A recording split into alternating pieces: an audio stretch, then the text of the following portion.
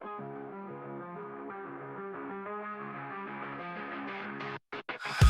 lights in the dark baritone hum. Engine scream till the wild hearts succumb.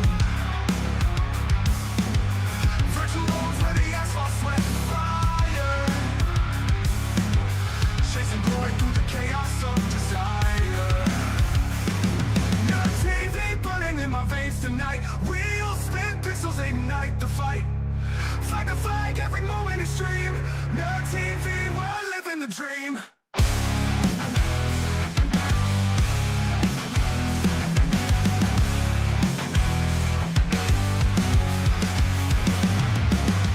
Roaring engines, pixels bursting like flames. Digital warriors, no face, just names. Science going for the sweet finish line. Sweat-soaked battles outside space and time. No TV burning in my veins tonight. Wheels spin, pixels ignite the fight. Flag to flag, every moment extreme. No TV, we're living the dream.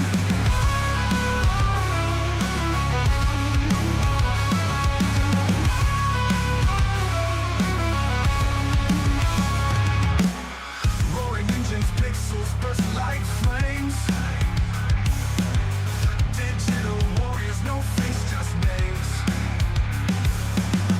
Giants calling for the sweet finish line. Sweat-soaked battles outside space and time. No TV burning in my veins tonight. Wheels spin, pixels ignite the fight. Flag to flag, every moment extreme. No TV, we're living the dream.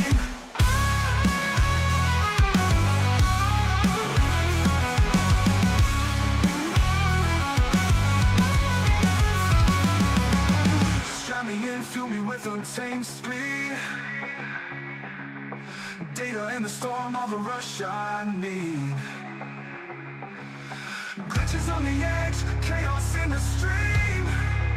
Sim racing paradise, unraveling the sea. No TV burning in my veins tonight. Wheels spin, pixels ignite the fight. Flag to flag, every moment extreme. No TV, we're living the dream.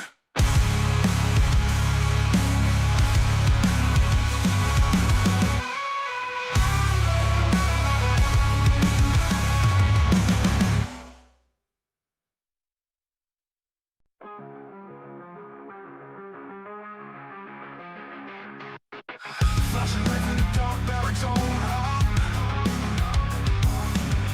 Engine scream till the wild hearts succumb. Virtual roads where the asphalt sweat fire, chasing glory through the chaos of desire. No TV burning in my veins tonight. Wheels spin, pixels ignite the fight. Flag to flag, every moment extreme. No TV, we're living the dream.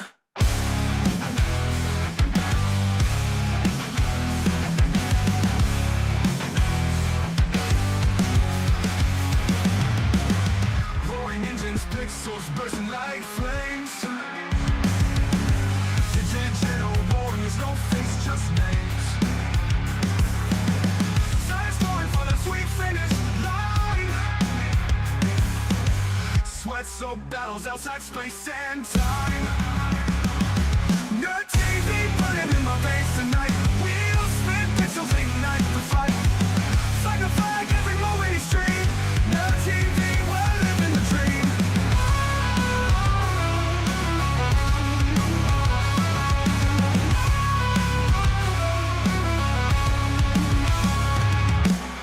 Roaring engines, pixels bursting like flames. Digital warriors, no face, just names. Giants calling for the sweet finish line. Sweat-soaked battles outside space and time. No TV burning in my veins tonight. Wheels spin, pixels ignite the fight. Flag to flag, every moment extreme. No TV, we're living the dream.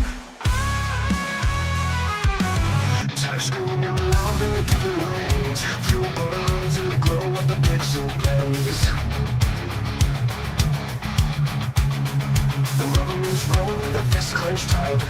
TV lights up the endless night. Fight to fight, we live to speed. No TV feeds our endless need. Heartbeats pounding, engines cry. Best broadcast under the virtual sky. Turn the wheel, feel the breakneck roll. Sim racers tearing through the thunder soul. Gear shifts crack like a lightning storm. Digital warriors breaking the norm. Turn the wheel, feel the breakneck roll. Sim racers tearing through the thunder soul.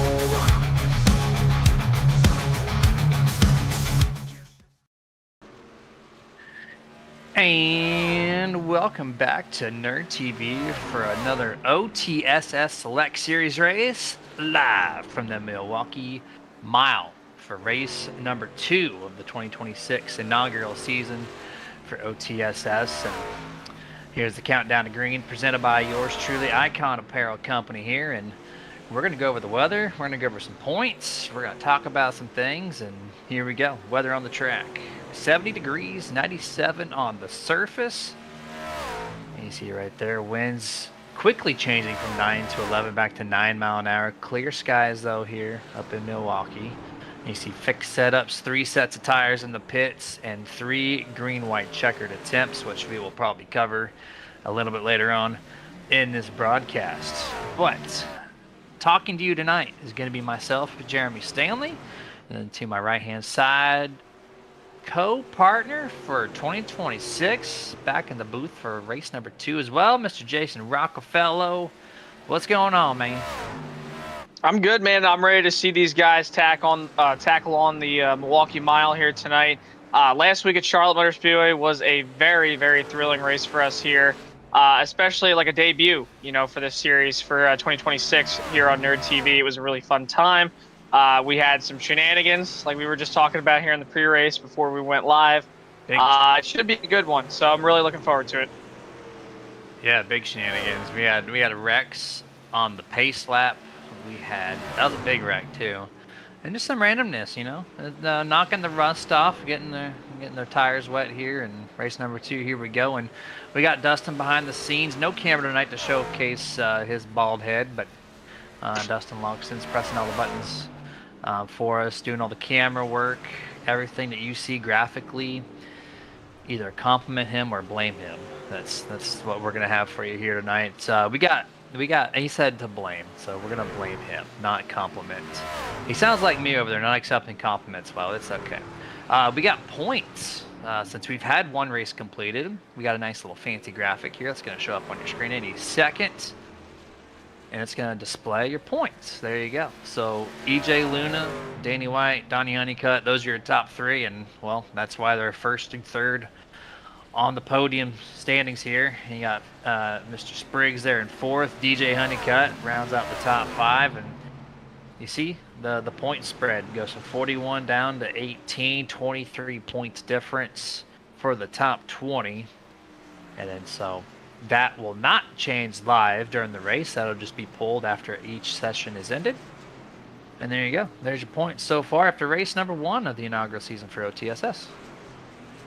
Yeah, and it should be a really fun time, obviously, here, Jeremy. The thing is, though, obviously, after last week's race, which was an absolute thriller, we'll talk about it here shortly, I assume, too. But these point standings, folks, they're going to shake up big time as well after tonight. We have the Milwaukee Mile tonight. Last week we had Charlotte Motor Speedway. So you go from a 1.5 mile multi-groove racing to a track that really shreds tires here in the Midwest of the U.S. This track is basically like a cheese grater to these tires. You see right there as Dustin has the camera panned down towards the entrance of turn 1. You can see that asphalt strip on the bottom of the racetrack. That's where all the grip is here at the Milwaukee Mile. If you're not on that, you get those right sides out into the lighter grayer. This is an even better look here. This is on the entrance to 3. In fact, we're actually going to ride on board. I believe this is Donnie Honeycutt in the number 22, if I'm correct. Driving down the front straightaway. You see him diving it down into turn 1. All of a sudden, there's that patch of asphalt that's newer. You're going to wrap that bottom. Don't get too much on that yellow curbing because you can really get loose on corner exits, especially through the center. Down the back straightaway, pretty straightforward. And then into turn 3, it's pretty much the same thing. So, Jeremy, in a way, this is almost like just a bigger, wider version of Martinsville, because if that track is concrete, and then they have the asphalt pretty much everywhere else besides in the corners where it's asphalt. Yeah, it's like you said, it's very, very symmetrical on both ends. It's a little different though. Like turn 1, the apex is kind of sharp in the center, then it releases into a wider exit. And then turn 4, when you get to that end of the track, you feel like you can just full throttle off the corner, and that's going to be very tricky because that requires tire spin when the tires get old and hot. It's very easy to spin the tires, and then the wall all of a sudden just sneaks up on you after it looks like there's a mile of track to the outside. So it's a track that kind of spreads out. It's more of a driver's track, absolutely, and it's going to take a certain kind of skill set to get around here for 130 laps and get the checker flag here this evening. And speaking of checkers, practice over. That means Cameron's going to come off your screen. We're going to go live full screen for this qualifying session. Your top 5 in practice. It's going to be Donnie Honeycutt, EJ Luna, Tyler Honeycutt, and DJ Honeycutt. So all the Honeycutts here in the top 5. And then 3 new names to mention, Jason, for this race, and I'm going to mess up at least one of them. I think it's going to be Stevens. I'm going to go Abasaid, Abosaid, and then we have Mr. Alejandro Khan, and then we also have Jonathan Hammond. So those are 3 new entries compared to last week, if you did catch last week. Yeah, obviously, definitely a little bit more competition added to this week, and we're going to see, a major flux in drivers this season probably. Because remember, folks, this schedule, it's only 12 races. We're already on race 2, 11 races to go here coming into tonight. You're going to see different drivers throughout the season. There's going to be non-charter drivers. There's going to be charter drivers here, which is obviously one of the big things that they pinpointed on coming into this season, was that some non-charter drivers can only race a certain amount of races. But then the charter drivers, XYZ reasons to race and so forth. So there's always going to be a different flux of drivers coming in and out every week. But pretty much you're going to see the same guys who are competing week in and week out for these races. They're going to be here every single race competing for these championships as you see qualifying going underway. And Mr. Jeremy Stanley, it looks like Garrett Spriggs leaving off right where he left off last week. Didn't earn the pole last week, but he did have the fastest lap of the day last week at Charlotte. Also went on to lead the most laps with 43 just 1 week ago. So trying to make his night a little better here tonight compared to last week. Yeah, 100% there. And you're watching Donnie Honeycutt take the strategic route here on the back stretch. This is coming up to his first lap. You saw him going really slow, working the wheel back and forth, getting the tires warmed up, trying what he can. And let's see if he makes lap 1 or lap 2 that effort. As he goes right to the bottom, it looks like he is going to try to make a stab at it. Goes a little wide there to center up the corner, straightens up the exit just a little bit. It's going to help that long straightaway speed here. Gets down to the turn 3. Imagine we're going to see the similar thing, or maybe even hug that white line all the way through. What's that he does? Just going to hug that thing all the way. And this was the fastest guy in practice. He knows how to get it done, apparently, from that session. Lap 1 results for qualifying puts that 22 P4 as Tyler Honeycutt still holds the top spot at a 30.311. Yeah, and Tyler Honeycutt, he obviously isn't up exactly to par with our fastest man in practice, which was Donnie Honeycutt in that number 22, or rather, actually, it was faster. My apologies. So just faster by about a tenth of a second there, 30.311 in qualifying so far, and a 30.409 in practice for Donnie Honeycutt's fastest lap time. And Jeremy, remember last week too, we talked about Tyler Honeycutt. Very, very tough situation with him coming into the quad oval there at Charlotte. Made a little bit of contact with Keith Vaughn in the 23 machine. After starting second, he had a strong run going, was battling up there during green flag pit stops, everybody on all these various different strategies. And Keith Vaughn was trying to get around Tyler. They met in the middle, made contact, sent Tyler head on into the outside wall. There were some words discussed after the checkered flag, I know, between the two. Officials did step in during the week. They gave them a warning, and it was obviously deemed as a racing incident. So no harm, no foul. But Tyler Honeycutt definitely wants to try, if he can tonight, to climb himself out of that little bit of a points deficit that he put him in last week. And just to recap here, we did have a penalty for race number 1 here. Jonathan Gaston joining us on the broadcast booth via the YouTube chat. So if you guys got some YouTube chats or Twitch, go ahead and spam it. We'll try to read it off as we see it. But Jonathan Gaston not racing tonight, got a 1-race suspension, so he will not be partaking in the Milwaukee Mile race for race number 2 for the OTSS Select Series. As we're winding this thing down here, we got just 20 seconds left in this qualifying session. Nobody on track. Tyler Honeycutt will take pole in that truck number 45 to take the field of the green for the second time this season. And that's it. So we're going to go ahead and let this clock wind down. And then we're going to rail off the starting lineup very shortly after. Which, there we go. We got a nice 3-second left there. And while they're getting ready for the gridding, I'm going to go ahead and read off our brand new partner here with the Nerd TV, Chevyland. Chevyland hitting the ground running this year with a new year and a new Silverado sell-off. Receive up to $9,000 off MSRP of your Silverado headquarters on select new 2026 Chevrolet Silverado 1500s. Shop the area's best Silverado inventory with over 120 Silverado models to choose from. Hurry in soon because the Silverado sell-off won't last long. Start the new year high gear at with the new Silverado sell-off happening now at Chevyland, your Silverado headquarters. Visit Chevyland.com for more information for a full listing of models in stock. All right, and now here we go. Speaking of stock, the gridding is stocked up. Tyler Honeycutt and Garrett Spriggs are going to start this thing off on row number 1. Row 2 and 3rd and 4th is going to be DJ Honeycutt. To his outside and 4th, Donnie Honeycutt. Row 3, you're going to find Alex Zirkle there in truck number 8, and then P6, Paulie Torrance. Row 4, P7 is going to be Danny White.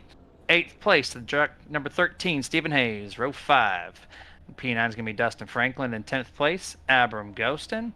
And row 6, you're going to find Brad Miner and EJ Luna. Jason, who you got for row 7? Row number 7 here tonight, the Milwaukee Mile. We have Curtis Noble, who will be serving a drive-through penalty on the start of the race, alongside Jonathan Hammond. And then row number 8, we have Nolan Todd in the 99 and Charlie Bass in the number 94. Row 9, you'll find Corey Jones in the number 63, alongside Mark Sherwood in the 44. And row number 10, you'll find Keith Vaughn and Dave Harrington in the number 66 machine. In row number 11, you'll have Brad Berry, Chris Harrington in the number 77 machine. And rounding out the field in row 12, 2 new drivers, Steven Abbaset in the number 2 and Alejandro Khan in the 47. There you go. There's your grid there for race number 2. 24 entries here tonight. And then this series is actually sponsored entirely by Empower Ed Research Institute. Empower Ed Research Institute is a nonprofit organization committed to advancing education in communities through research, innovation, and collaboration. Through its research programs and services, Empower Ed Research Institute strives to harness the power of education to uplift individuals, foster community engagement, and effect positive change.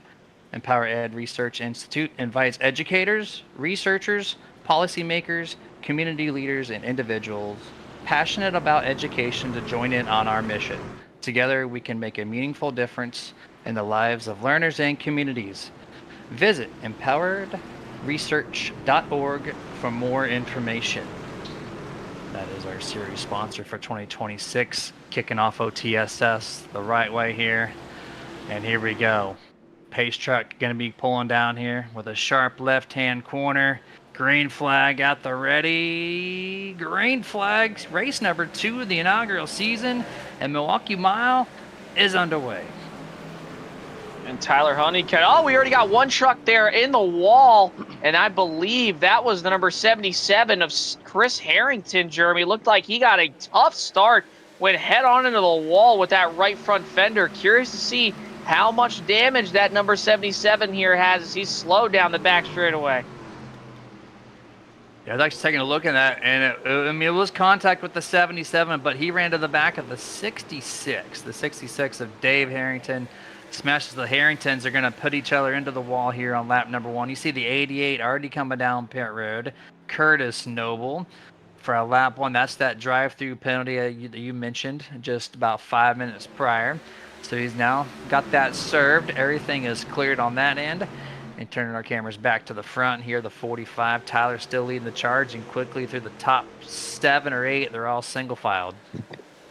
Yeah, this is where everybody's going to start to get single filed out, Jeremy. You don't really see a lot of crazy racing here on these restarts at the Milwaukee Mile. After about the first or second lap, everybody starts to kind of get dialed in, wants to go single file, because this track is pretty much a bottom feeder racetrack earlier on. But then as the tires start to wear out, we talked about Charlotte Motor Speedway last week being a multi-groove racetrack. Well, trust me, this racetrack can do the exact same thing, but a lot of guys will try to stick to that bottom. The outside lane, though, has a ton of momentum on the worn-out tires. You see the 24 EJ Luna got a little bit of a number rebrand here this past weekend, and he's back at the 24 machine like he usually has been in multiple leagues that we've covered, and he's going to get around Franklin. But everybody just kind of settling down in now for the time being here on lap 4.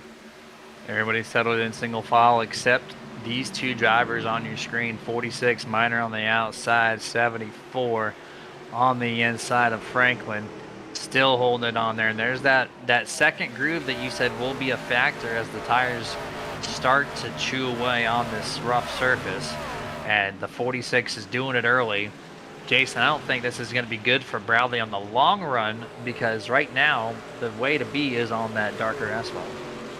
Yeah, definitely, Jeremy. Just like we mentioned prior, you know, that bottom side is where you want to be. You have that newer asphalt on the bottom, more grip. It's just like the new Iowa. Remember how after, what was it, 2022 into 23, they repaved the corners, and it was only like the bottom lane and a half that they paved. They did the same thing here at the Milwaukee Mile just a handful of years ago.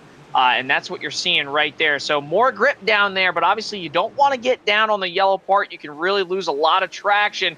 A little bit of contact there nearly between the 13 of Stephen Hayes and also that 25 machine of Amram Ghostin.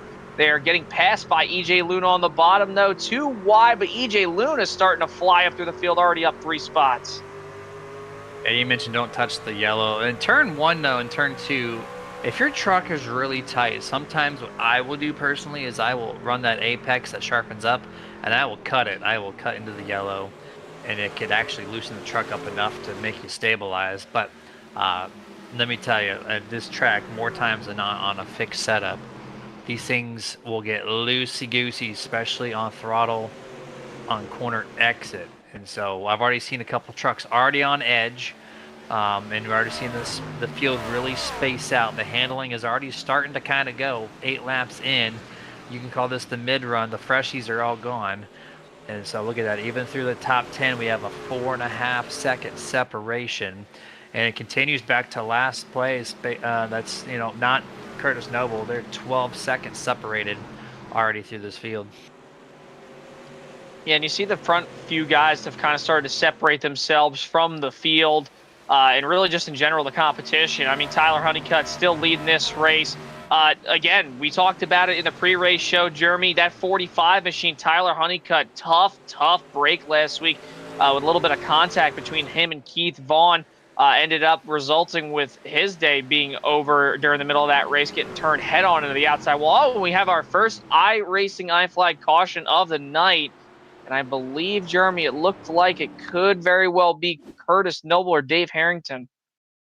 Yeah, I'm going to take a look here. I heard Keith Vaughn come on the radio as well, so he might have had a part of it. And Nerd TV replay, and there's the bump right there. The 23 tags mark Sherwood and the 44 right in front of Abbasid. And then right there squeaking by is the number 99 as well. And that could have been way worse, but just a little damage to the 44, and everybody else seems to come out unscathed. I want to see if we can ride on board with Abbasid right there. I believe he kind of helped him get whipped back around a little bit. I don't know if there was a ton of contact here going in on this 44 machine, but you see right there, 44 checks up, 23. You know what? Yeah, there was a little bit of contact there. Yeah, back it up to the 97, Bradley Berry. He's the one who actually initiated that little domino effect. He stabbed the brake almost in the center of the corner for whatever reason. He's gonna stab it and then just get tagged from behind. Like, he didn't get no effect there on the camera. That's just him riding. I didn't see any ounce of looseness. He just really slowed up in the corner, and everybody else that was right behind him really had nowhere to go. Yeah, definitely a tough break, obviously. And I don't think that Keith Vaughn and the 44 as well of Mark Sherwood could really predict that Bradley Minor was going to do that heading through the corner, obviously. But it's unfortunate. It happens. That's part of it. Sometimes you think you're getting tight. Sometimes you think you're getting loose here at the Milwaukee Mile. But you end up obviously causing a little bit of a stack up that happens here sometimes. Had a couple guys, though, pit, Jeremy, there under this yellow flag. We saw Keith Vaughn, Dave Harrington go to the pits, and also Brad Berry in as well. There's Keith Vaughn. There's that 66 of Dave Harrington. I believe he's still getting some of that damage repaired from that earlier incident, but not looking too good for Keith Vaughn. I know it was a racing incident right there. That's 2 times in both races now. Had some contact with Tyler Honeycutt last race, like we were talking about, and now with 44 of Mark Sherwood. So I think the officials definitely going to keep an eye on that for sure.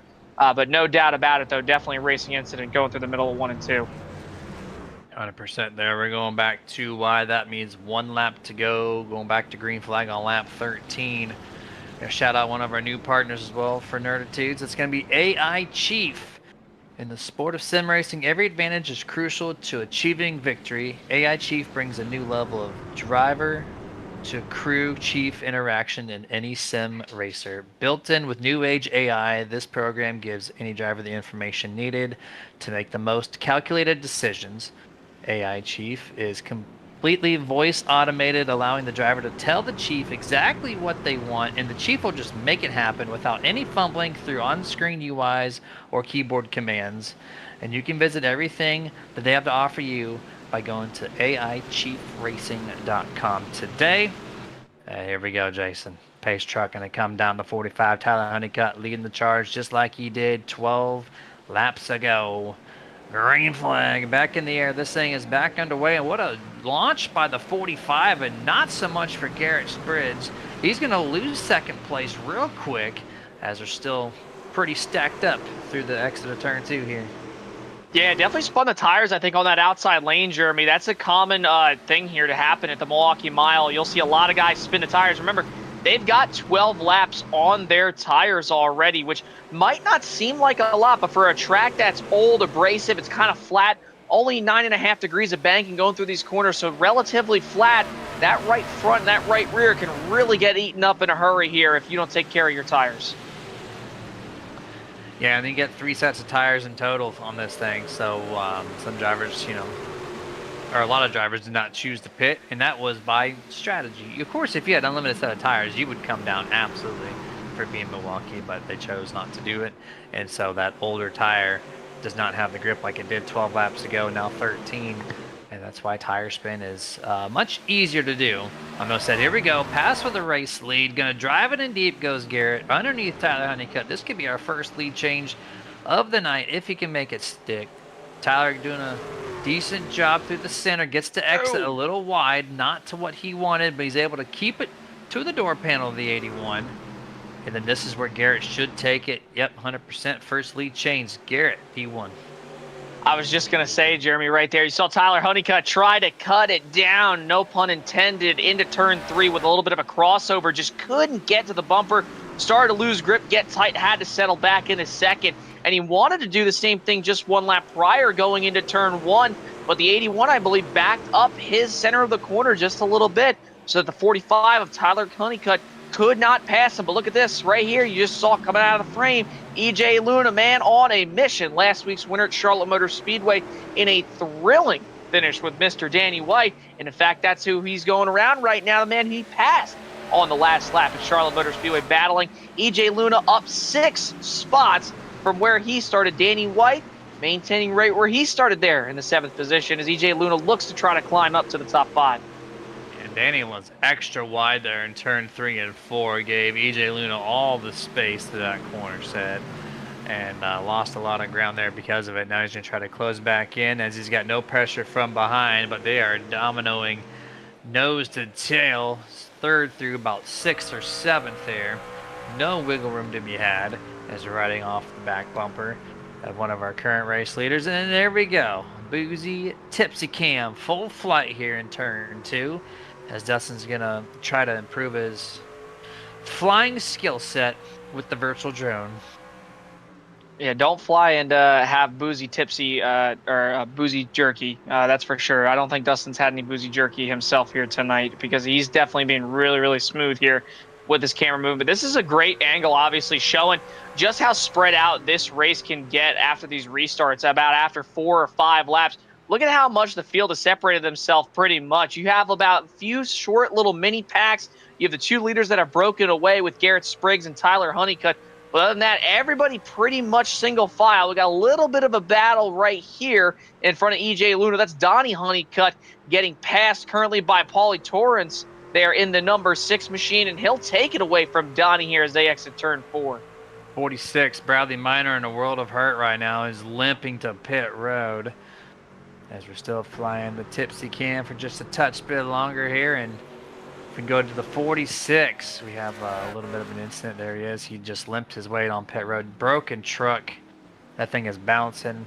So he's got a lot of repairs to be had on that 46. So we're going to try to find what happened to him. It looked like the incident may have happened entrance of 3, as he kind of just lost connection, I think, on my end. But we'll see if we can get a replay of it. Turn 3 on lap 19. And if not, we'll try to walk you through what happened there, but we're still looking at him on pit road here. Here we go. I think we finally got the coverage here. There's the 46 on the inside. Bradley Minor. We're going to wait until we get to about turn 3, and then we saw the 13 have issues with the black screen last week.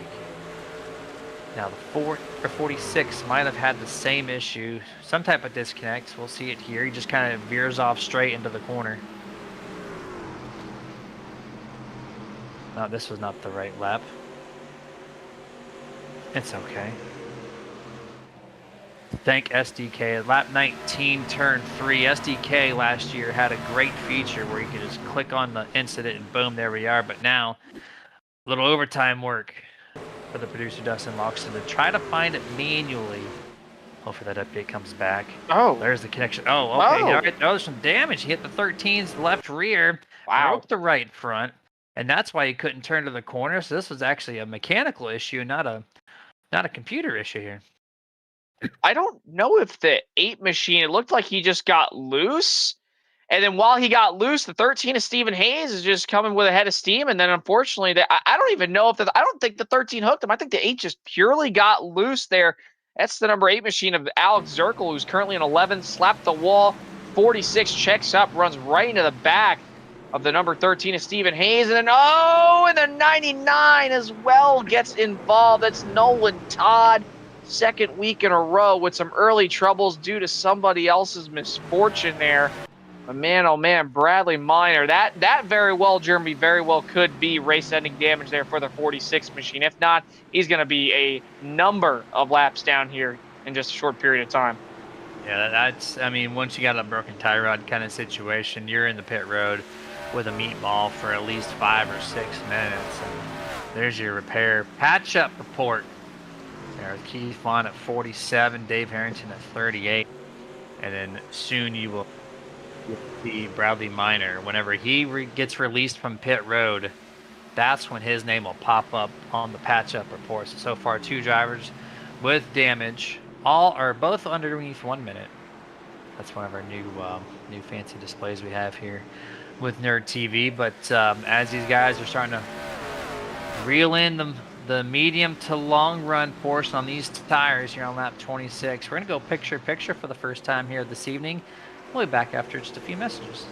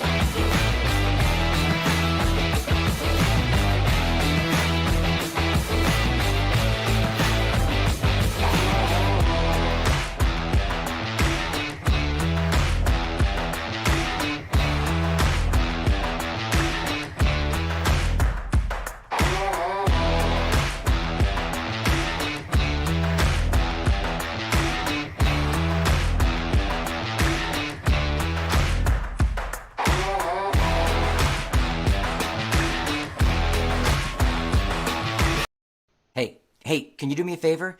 I'm really hungry, but I'm trapped in here, and I dropped my last piece of boozy jerky on the floor. I can't reach it. Would you mind grabbing me a bag of the most tender, flavorful booze-infused jerky on the planet? I promise I'll pay you back. I mean, I'd eat my piece, but I can't reach it. Oh, actually, I got it. Oh, it's so good. It's so tender, so flavorful. You should really pick yourself up a bag. But if you do, you can't eat it in here. Now, this is my spot. I own this spot. Boozy Jerky, the original booze-infused beef jerky with a pair. Now available.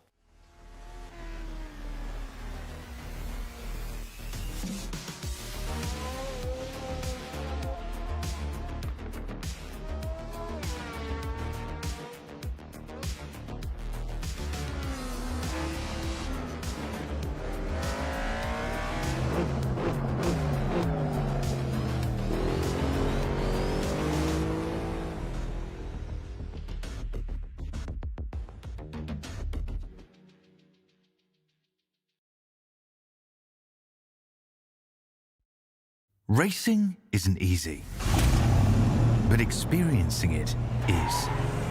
iRacing puts you in the driver's seat with the industry's leading sim racing game. Drive on laser scan replicas of the greatest racing circuits from around the world. Go head-to-head against other drivers chosen by skill-based matchmaking to ensure competitive racing at every level. Compete across all your favorite series. In officially licensed cars, engineered to deliver the most accurate driving experience possible.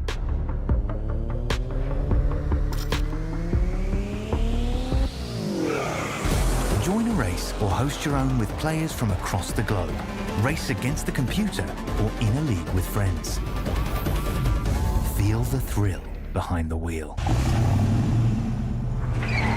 Visit iRacing.com.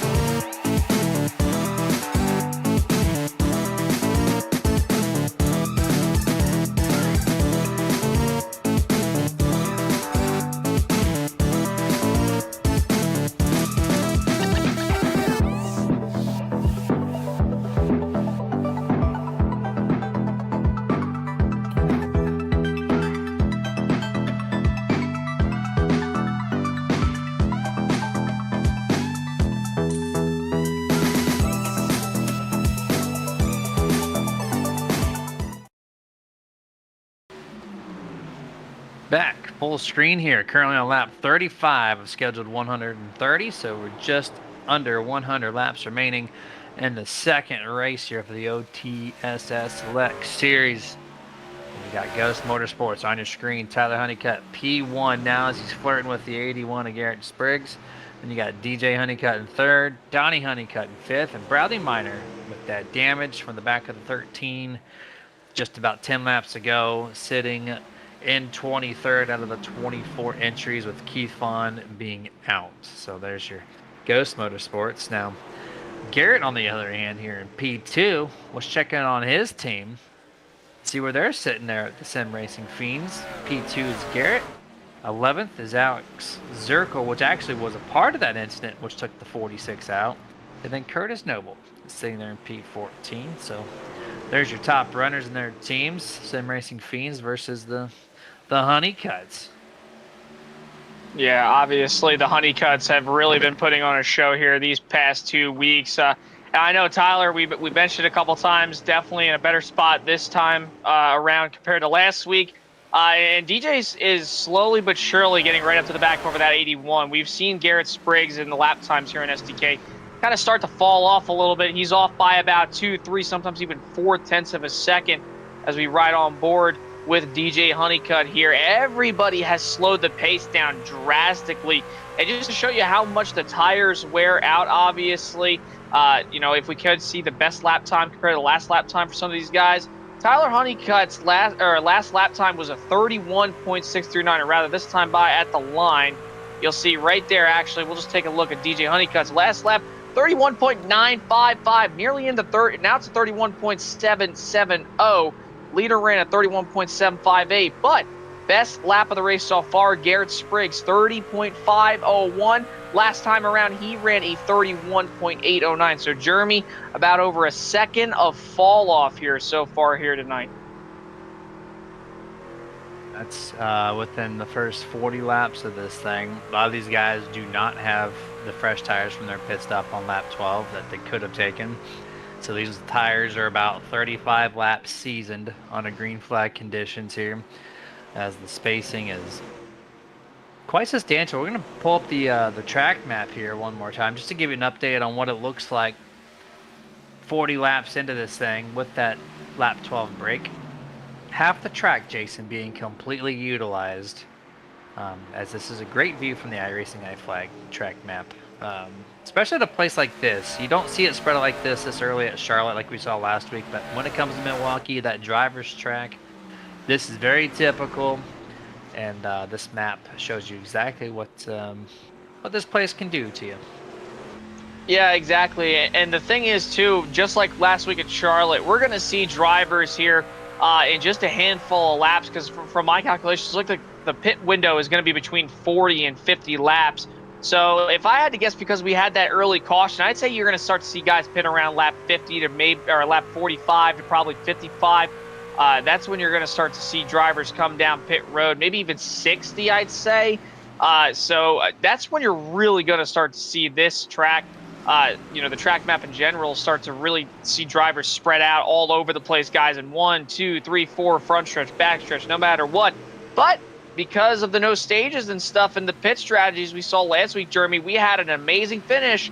And right now, battle for second going on. DJ Honeycutt able to get around Garrett Spriggs, and now move the Honeycutts there up to P1 and P2 as DJ tries to run down Tyler. Briggs0317 on YouTube says, "Let's go, Pauly." And Pauly being Pauly Torrance, driver the number 6, currently in 5th place, 4.2 seconds back of your race leader to these first 43 laps, as your race leader is continually being under attack here by Garrett. Actually, that'd be for 2nd place rather here, but as Tyler's kind of got a nice little separation. But let's tag in with some of these other team members out here. We looked at Pauly there. I do believe that's from Old Dogs.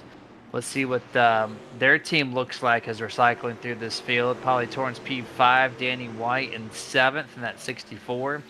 Abram Ghosted, they're in P12. So almost all 3 of their drivers sitting currently in the top 10. And we'll look at Lone Star Racing too. Sit there with EJ Luna, I do believe is the fastest guy on that team right now. P6 for them. Dustin Franklin in the 74 and 8. Stephen Hayes in 9th. So 3 of their 4 drivers in the top 10. And Mark Sherwood in the 44, a part of that caution on lap 12. Currently sits in P17. Let's go back to Danny White real quick, who obviously last week almost pulled the upset there last week at Charlotte. All he needed was half a lap less, and he was going to win that race, man. And you can only imagine the frustration that was going through his head after the checkered flag. And when we spoke to him on the podium after the race, he said, I asked him, I was like, well, what would you do differently? I know what I would have done. What would you do? And he said this exact same thing, probably backed down the corner a little bit, got back to the gas a little too early, he said. Obviously slid up the track. Oh, we have our second iRacing iFlag caution here of the night. But Danny White doing a good job here so far there in P7. Second caution of the evening happening on lap 46. And looks like the 44, Mark Sherwood, calling a spin on his end. So at least maybe something to do with the 44. As we're going to take a look here. This is not the 44. This is 63. And he came down pit road. Not sure what maybe he was at the end of that pit cycle that you were talking about there, Jason, a little bit ago. Coming down for his pit stop as the 44 was causing a caution. So bad timing there from the 63. And here's the 44. And there he goes. Whoa! What in the Lord just happened to the 44? I want to see if we could see it at full speed. possibly from maybe the driver's point of view, because that thing snapped like is almost like it had a wheel hop. If it was like a downshift gone bad Had to be. into the corner, I mean, this thing just snaps. It just, I snapped. I don't even, I can't tell what's wrong. No, I've never seen something like that here at Milwaukee. Yeah, I'll try to confirm on that. It looked like it was a downshift of some kind because there's no way you just break loose. Watch this gauge: 52, 48, 67. Yeah. Yep. Accidental downshift right in the center of the corner. And if it was on tension or intentional, he didn't do the clutch system right, and it kind of just froze the tires up and sent him for a quick loop. And it wasn't a spin out, but it was a huge slowdown in front of traffic, so it caused the iRacing officials to say, hey, you know what? There's a caution on the track, and now everybody, fresh tires exiting pit road. Yeah, this is going to really help out Abram Ghostin in that 25 machine. I believe he pitted only a handful of laps ago, so he came in, I believe, possibly topped off on fuel, maybe stayed out. I believe he possibly stayed out, so it looks like he's going to obtain the lead here after this caution. Not seeing if he pitted yet. It doesn't say it on my end, but I could have swore he pitted not that long ago, but we'll find out. Yeah, see, no stop that last time around. Here he comes into the pits this time by, so it must have been a wave around of some sorts. So he'll pit this time. Tyler Honeycutt will pick up the lead. Jeremy, I think so far here tonight, definitely seeing the Honeycutts, both Tyler and DJ, class of the field. I think Garrett Spriggs probably has the best truck on the short run, no question at all. But I'm still keeping my eye out on that number 24 machine, EJ Luna, plus 7 spots from where he started. Hasn't gotten to the front yet, but it's been slowly and surely making his way up, and now he's back up inside the top 5, just like he was 1 week ago. Never count out the 24. He's progressed into a great driver this past year, at least from our perspective in the booth. And he started off the season strong, of course, by picking up the checkered flag 1 week ago at Charlotte.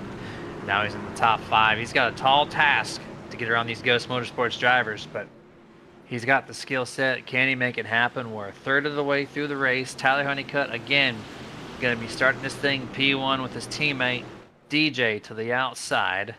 Garrett Spriggs in 3rd, Donnie Honeycutt 4th, Abram Ghostin is the 5th place on the pylon.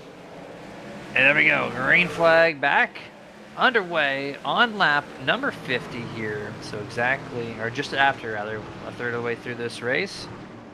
A little wide goes the 47. A lot of people in the back go single file real quick. And let's see what these leaders do here on the fresh set of Goodyears.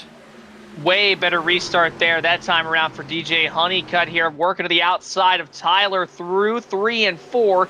EJ Luna has made his way up to the 4th spot on the rear tailgate of Garrett Spriggs as they exit turn 4. Nearly a dead heat all the way to the line. Give it to Tyler or DJ. You pick as they enter turn 1, still side by side for the lead.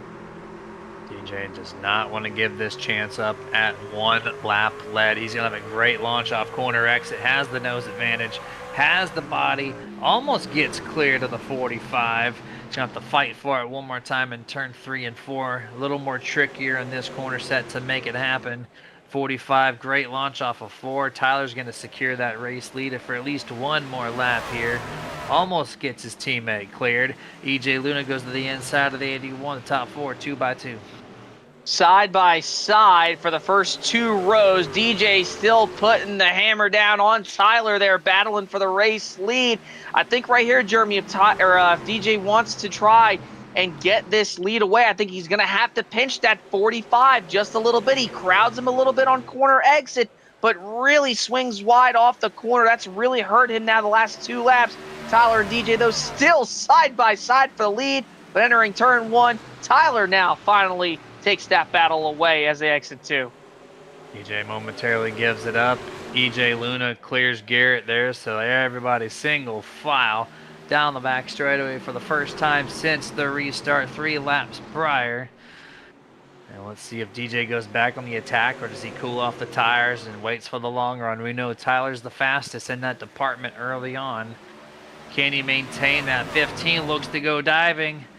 Not going to make it happen as Tyler matches the breaking point, able to secure the race lead still for this lap.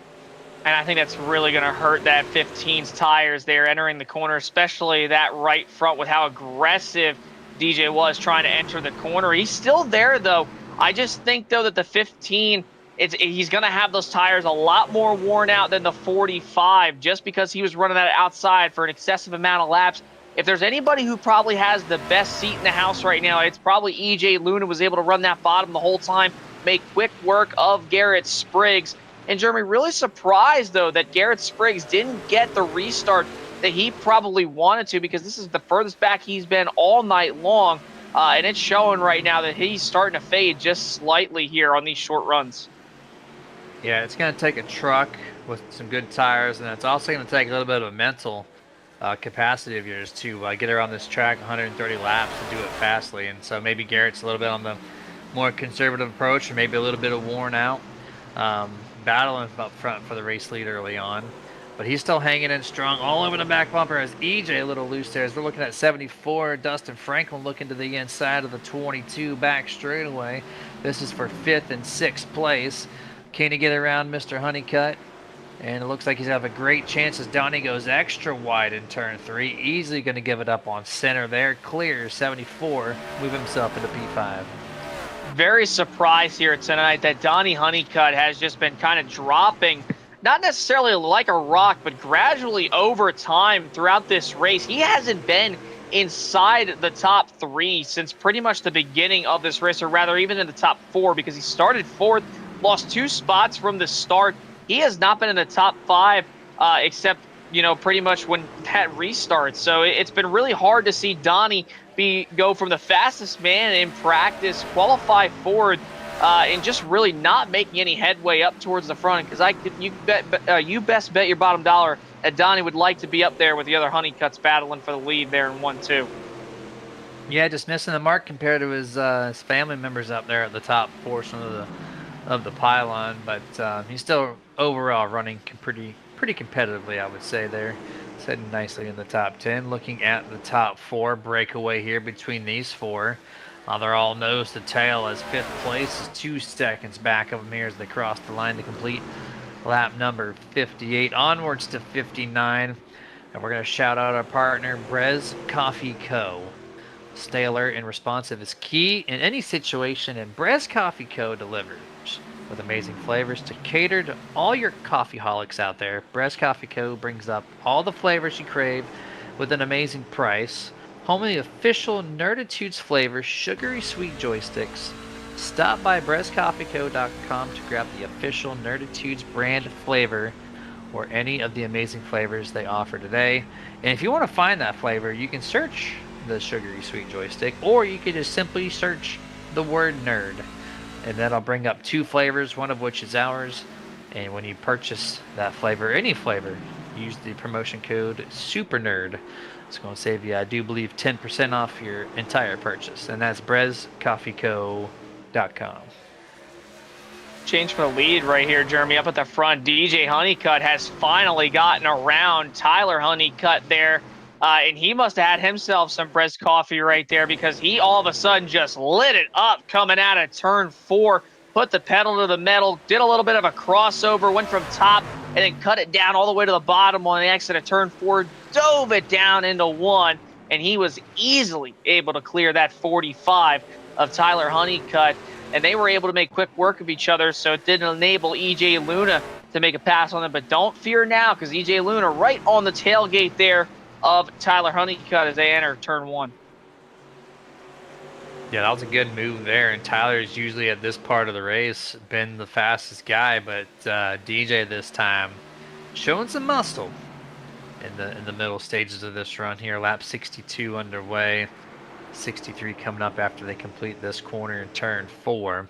So next lap, well, sorry, 2 laps from now, we'll signal the halfway mark in tonight's race number 2 of the opening season for OTSS Select Series. And one more time, since we're halfway through this, as we're looking at the 25, a little low here. Maybe there was some contact of some sorts.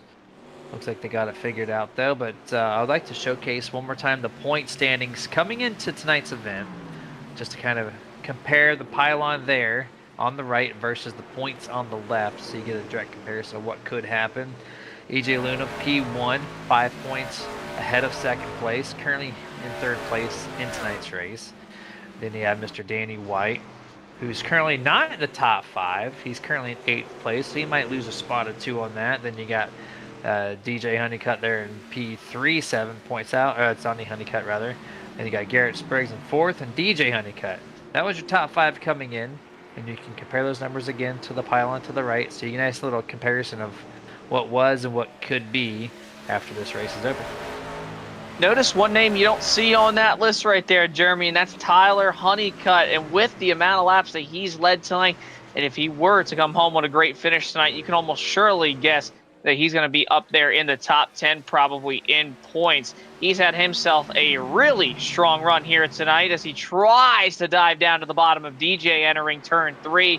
I am very impressed with these 4 drivers here at the front of this field, Jeremy. They have been clean, haven't made any contact with each other. They've been able to race each other really clean. And as I say that, here comes Tyler down to the bottom, trying to make a run for the lead here on DJ Honeycutt, while EJ Luna hot on their heels. He's under fire there from Garrett Spriggs in the 81 coming off too.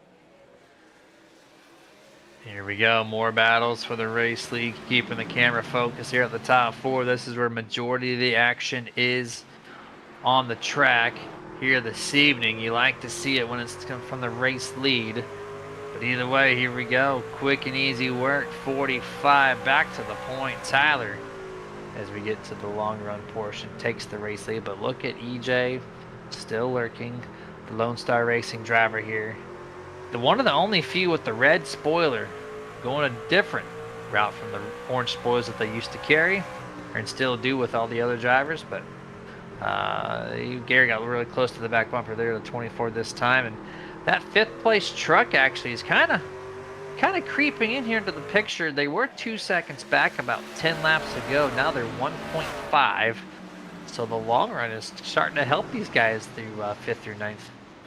Yeah, Dustin Franklin just ran a 31.539. Actually, just about a couple hundredths or more over our leader Tyler Honeycutt faster, who ran a 31.584. So don't count out Dustin Franklin, that number 74 machine. That is EJ Luna's teammate there for Lone Star Racing. In fact, they are the only 2 Lone Star drivers currently inside the top 10. You find Stephen Hayes there, the number 13, back in the 13th position. That's where you find the next Lone Star driver. So Dustin Franklin creeping up slowly but surely. Jeremy, this very well could be a sleeper here tonight who could very well take on these drivers who keep on battling each other lap after lap here at the front of this field. As you look at Dustin Franklin right here, faster than our current race leader Tyler Honeycutt as of last lap, and that was by 0.1, but still notable difference there as you see why he's creeping up that pylon from 2 seconds back now to 1.2, and it's a 0.2 of a second spread between himself and the race leader. So Franklin's coming up pretty quick. Donnie Honeycutt, he's in the picture now. Polly Torrance kind of staggered at 2 seconds right now in that truck number 6 as we're on lap 70 here. Just a little bit past the halfway mark in tonight's 130 lap event. As we're gonna keep looking onward here, we're gonna cut it to our second picture-in-picture commercial break as we're in the middle of our long green flag run. We'll be back here momentarily.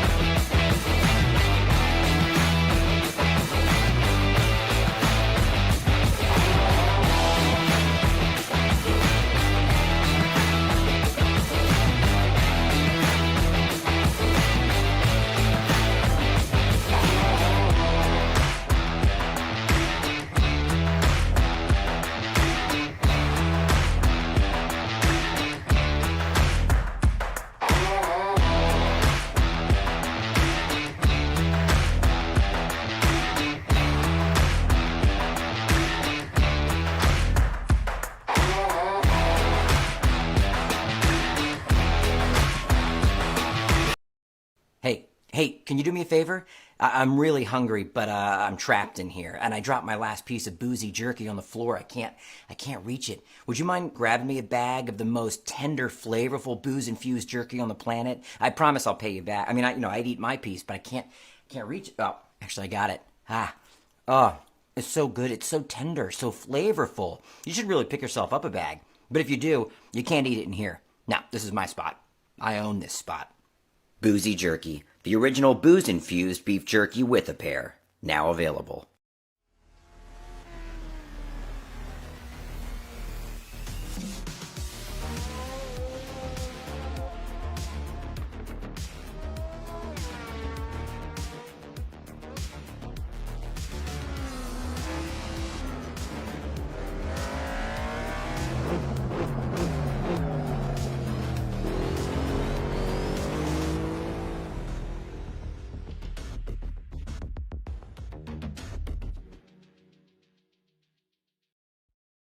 Racing isn't easy, but experiencing it is. iRacing puts you in the driver's seat with the industry's leading sim racing game. Drive on laser scan replicas of the greatest racing circuits from around the world. Go head-to-head against other drivers chosen by skill-based matchmaking to ensure competitive racing at every level. Compete across all your favorite series in officially licensed cars engineered to deliver the most accurate driving experience possible.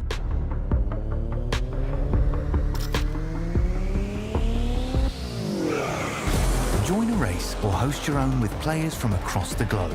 Race against the computer or in a league with friends. Feel the thrill behind the wheel. Visit iRacing.com.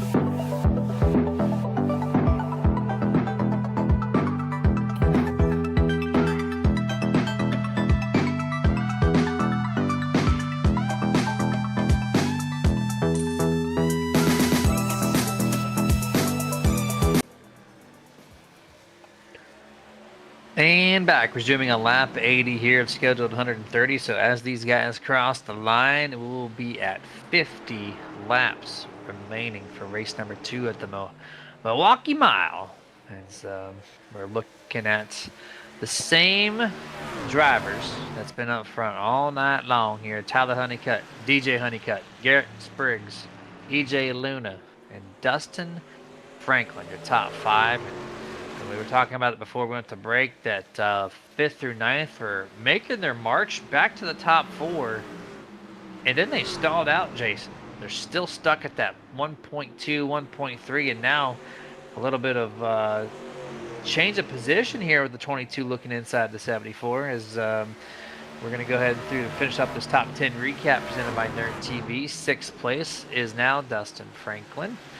And then you got Pauly Torrance, Danny White, Alex Zirkle, which is the second biggest mover, I guess third biggest mover here in the top 10. And then Charlie Bass up 6 spots. They're in the truck number 94, 16th to 10th.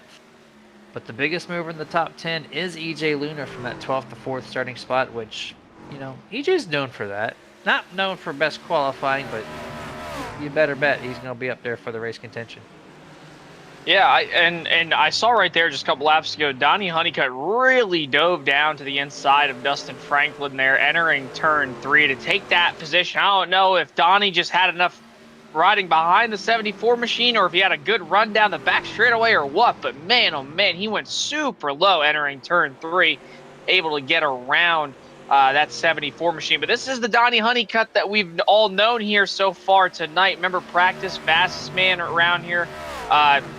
You know, the racetrack, and now slowly but surely he's trying to make his way up towards the front of the field here.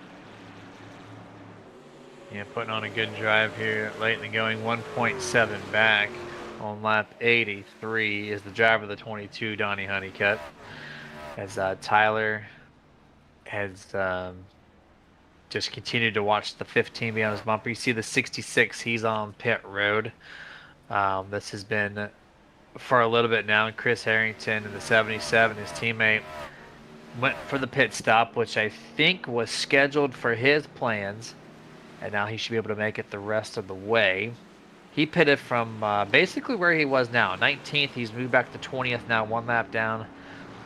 So not much of a position change for the 77, but this should be his final pit stop, pending that we don't have any cautions for the rest of the way.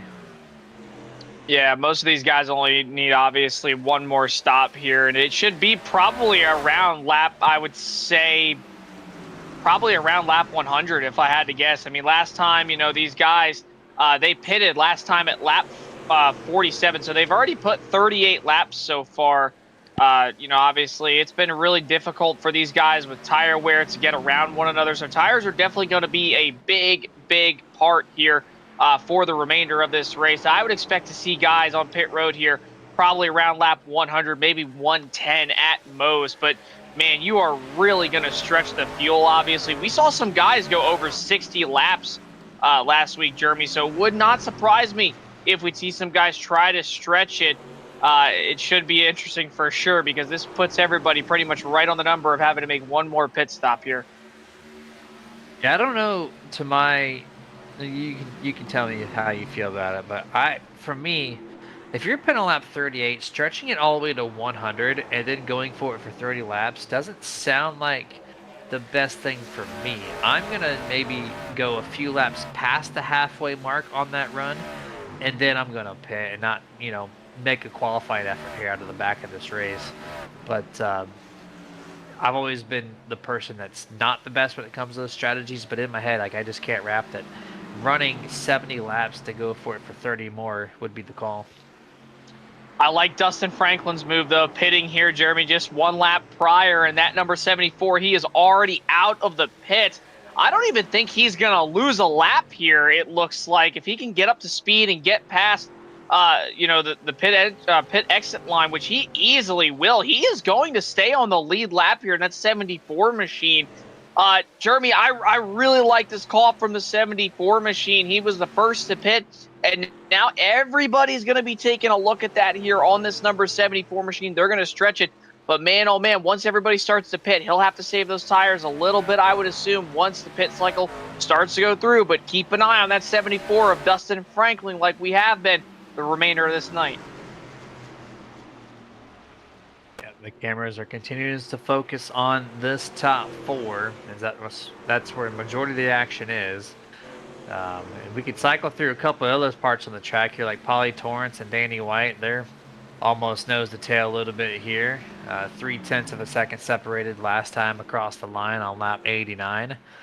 As Danny White goes for a little blinky action when we turn toward him. You don't need to be camera shy, Danny, as we're back on the front stretch here. Lose a little bit of ground to Polly. Camera back to the front top 4. So the action continues to be here. 40 laps left in this stretch. Oh, we got smoke. Is that 70? Oh, it's no, 74. It is Dustin Franklin, the man who was making the best call that you thought. I guess the cold tires might have gotten the best of him here off exit. We'll see right here, Jeremy, on this replay. You talked about it earlier. You said you'd like to try to kind of just hit that apex and get in the left side. Man, who is that right there? That's the 47 machine.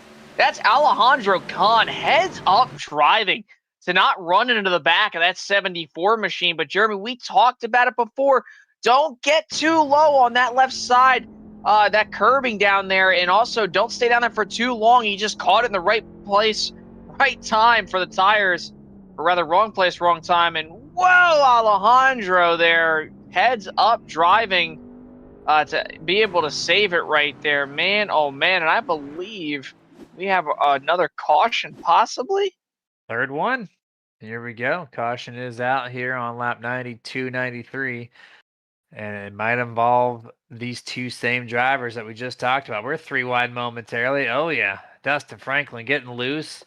The 47 avoids the 74, but then the 74 is going to drive through the left rear of the 47 of Alejandro and send him for a 90-degree slide into the infield of what little infield there is here at Milwaukee.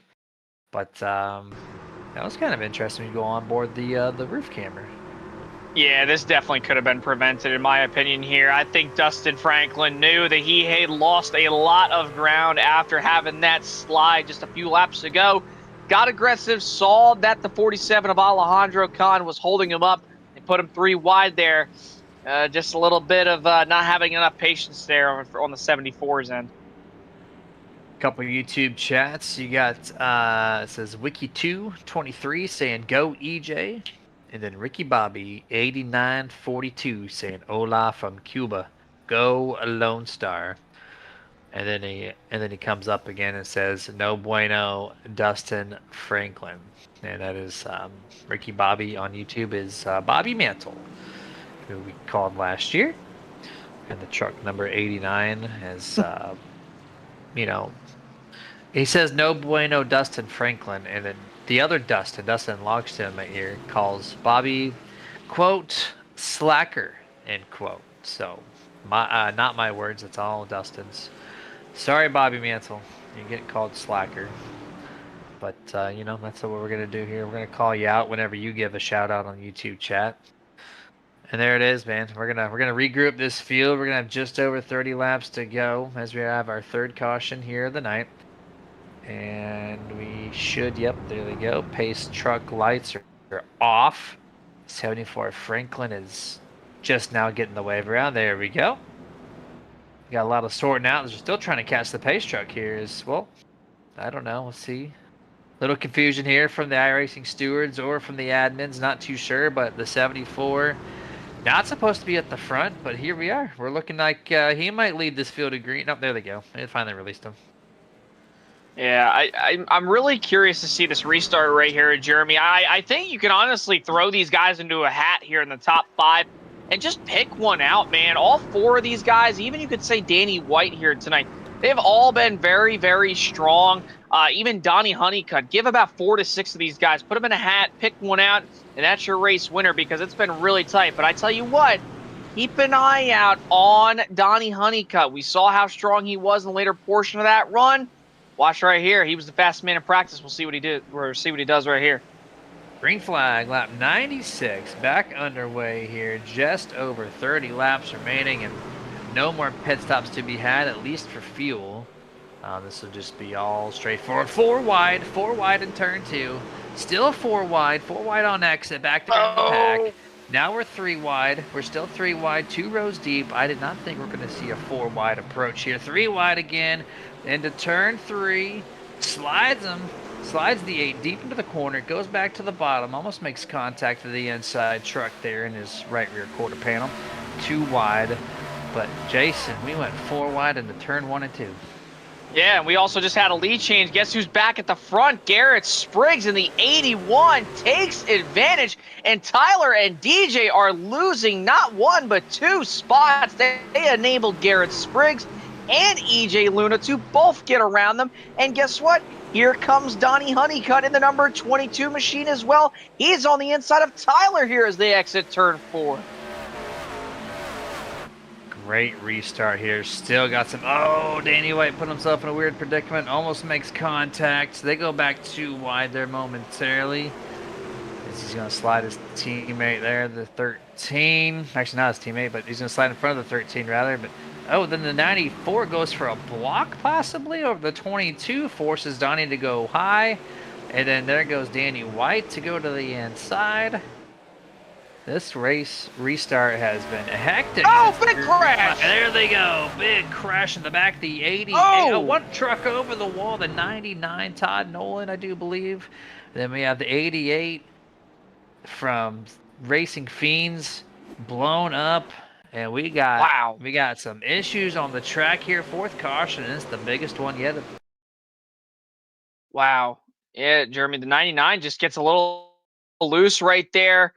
Hits that 88. And if I'm corrected, Jeremy, this happened to that 88 1 week ago, but he came through unscathed after getting hit in the right side. And then the same thing happens to him this week, and this time he goes head onto the wall. And man, what a hit for Nolan Todd in the 99. Gives me vibes of on NASCAR 15 when you used to hit the pit barrels and you'd go flying. That's exactly what that looked like here. Take a look at it in full speed, Jeremy. Man, oh man, what a hard hit for the 99 and the 88 both. Yeah, this camera doesn't do the wreck. It shows the contact to the outside wall is atrocious, man. Just slams that wall, destroys the 88. Curtis Noble done for the night. But I was gonna say it doesn't do justice on how like the exit. It looked like the 88 was gonna wash up, but no, that's just all the 99. Ton of space to the outside of the track on this camera angle, and just gets destroyed. You saw the contact there. The 8 sneaks by there. A couple other trucks barely do with very minor damage. As maybe we can get on board with possibly the 99. I want to see what his view was from the Oakley visor cam. There's the wreck right in front of one of our trucks driving by. Is he going to split the gap? No, contact to the front there. That's the number 8. Is riding on board of his roof camera. So we might get another couple views of this wreck, because that was a huge impact there off turn 4. I tell you what, too, after we see the 99's view, or the 88's view, maybe both of them, I tell you what, I would love to see the 44 of Mark Sherwood's view, because, man, oh, man, he had a front row seat there for that whole thing. And, whoa, up in the air, hood comes off the truck for Nolan Todd. Big hit on the 99, like we've said multiple times already. But look at the 44 of Mark Sherwood here, if we can get a view on this after the 88. There's the 99 getting hooked, and then, bam, head onto the wall for the 88 of Curtis Noble. Remember earlier in the race, he had that drive-through at the start of the race. Just starting to get his bearings in here late in the race. Unfortunately, it did not happen for him here. But here's a 44 of Mark Sherwood. Take a look at this. He sees up ahead of the 99, gets loose, tags the 88 in the right rear. Bam! 44 of Mark Sherwood. Great job to slow it down. Just barely gets by here as we look on the onboard here from the Boozy Jerky Tipsy Cam. Great heads-up driving there, driven by the 44 of Sherwood. And that's going to conclude our replays. We are 1 lap to go. Back to green flag on lap 103. 2x2 here. And look at the front row. Flip-flopped. It's not the 15. It's not the 45. It's going to be the 81 on the inside, the 24 on the outside. And then you have the 15 and 45 in row 2. So that little mix-up there on the restart allowed these two to break ahead. And so Garrett sitting in a pretty good spot here. We know he's not the best when it comes to the short run. Can he play the defense to the 15 to the 45? Can EJ assist the 81, or maybe EJ get a better restart and pass the 81? We're all about to find this thing out here. Pace truck down. 3, 2, 1. Green flag back in the air for the 5th time this evening. And man, Garrett with an excellent start to this restart. And no defense for the 24s. DJ goes right to the inside, trying to make the pass, but the 24 is going to get a good launch on exit. And this is exactly what Garrett Sprigg needs. He needs the 2 drivers in second and third to be side by side. EJ Luna looking to try to clear DJ Honeycutt going into 3, but he is not able to. Seeing a little bit of a connection issue there still for Danny White. He had some blinking issues earlier on in the race. Looks like they're going to play a little bit of a factor here maybe for him late in the race. But look at this number 94 machine. Charlie Bass up to 6th, plus 10 from where he started. And so is Stephen Hayes. He's back up inside the top 10 after being well in the back all race long. Don't count out those two either, because anything can happen here late in the going here at the Milwaukee Mile. Yeah, anything can happen here. We're still on top of each other for the most part, so any slip up on these tires, and we could be restacking to back up at least one more go. But we know the 81 does not want to see that with his great restart. Got a good clearance. 24, little blinky. Christmas was last month there, EJ. Keep that thing solid, as we don't want to see any net code contact late in the going here. A couple trucks bounce off the wall of turn 2 exit. Back to turn 3 now. 24 still grinding at the 45 of Tyler. Doesn't want to let it go, but turn 4. Harder on the outside. EJ gets loose, backs it down, gets passed by the 45 and by Danny White in the 64. EJ Luna dropping like a rock, and we have not seen this 24 lose any sort of ground all night. It's been hard fought, charged to the front all night long for Luna, but it's just not playing in his favor here after this post restart. Charlie Bass right behind him, and now EJ Luna battles with a guy he beat last week, Danny White. Stephen Hayes as well under fire from Donnie Honeycutt, who's dropped back a ton. And you can see the 94 Charlie Bass starting to reel them in there. Might as well call him the Bass Fisherman there with that last name, because he is slowly making his way up and towards the top 5, reeling them in big time. Yeah, moved up 10 spots since the start of the race here, 107 laps ago. And see a couple more trucks in the back bounce off the wall from my viewpoint here. And there's the 94. Now we're looking at the 22 and the 6. That's Donnie Honeycutt and Paulie Torrance. Single file those two. 13 in the picture there as Donnie's looking to maybe take the pass. Nope. Going to fall behind the 13 there as Steven gets a nice launch off corner exit turn 4. 23 laps to go in this race. That means just under 23 miles left to go.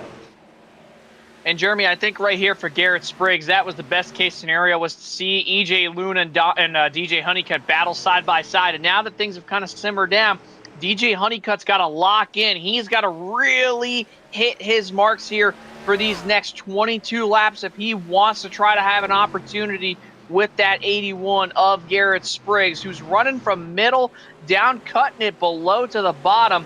DJ's been fast all night. Garrett's had the short run car, but over the last couple restarts, he has not had it. But this time around, it played in his favor. Can DJ run him down? That last time by there, at the start-finish line off of turn 4, the 94 and the 13 made contact, slapped the 94 into the outside wall. We'll have to see if that causes any long-term effect to Charlie Bass, and it will. He's going to lose the spot to Stephen Hayes and to the 22 of Donnie Honeycutt. So 2 spots dropped since that contact 1 lap ago off of turn 4. So Charlie Bass all of a sudden going to take those 10 spots and might put an eraser to that, as he might get eaten up here by Dustin Franklin in the 74. Looks like he will. Bass hurting right now.